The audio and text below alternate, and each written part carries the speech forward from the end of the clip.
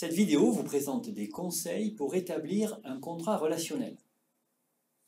Lorsqu'on est formateur, formatrice, on pense souvent que les comportements des participants seront a priori suffisamment policés et autorégulés pour permettre un fonctionnement agréable et efficace du groupe. Pourtant, nombreux sont les animateurs de formation qui rencontrent des difficultés directement dues au comportement des participants, seuls ou en groupe. Autrement dit, croire en une communication et à des relations respectueuses au sein d'un groupe ne garantit absolument pas que celle-ci ait lieu durant votre animation.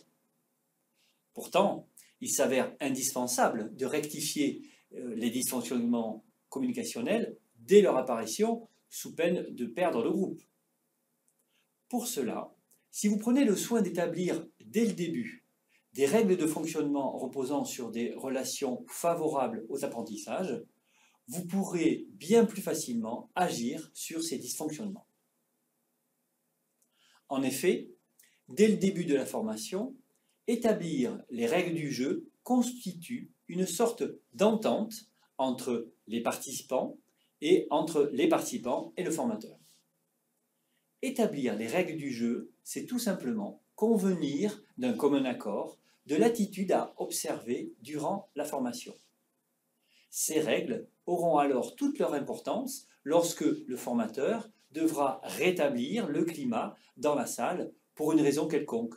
Participants turbulents, conflit entre deux participants, laxisme quant au respect des horaires, etc., etc. Vous voyez donc qu'il ne suffit pas de livrer le bon contenu. Créer un bon climat d'apprentissage dès le début est essentiel à la réussite de votre formation. Alors bien sûr, poser des règles de fonctionnement et de communication ne permet pas d'éviter l'apparition des dysfonctionnements. Mais cela permet à coup sûr de réguler le fonctionnement du groupe en s'appuyant sur cette charte relationnelle contractualisée. Mais de quelles règles parlons-nous ?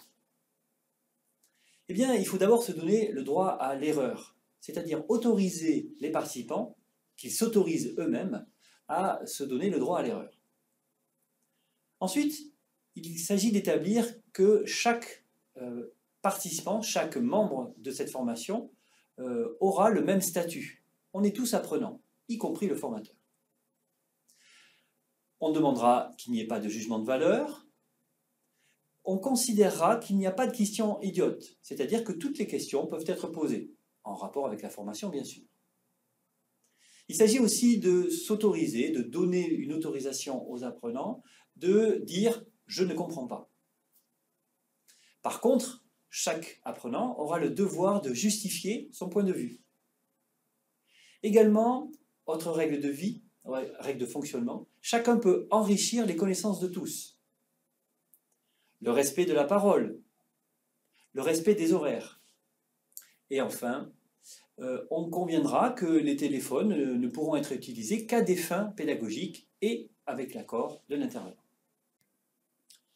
En résumé, contractualiser cette entente dès le début avec les participants vous permettra, le cas échéant, de bien mieux réguler les éventuels dysfonctionnements qui apparaîtront au cours de votre formation.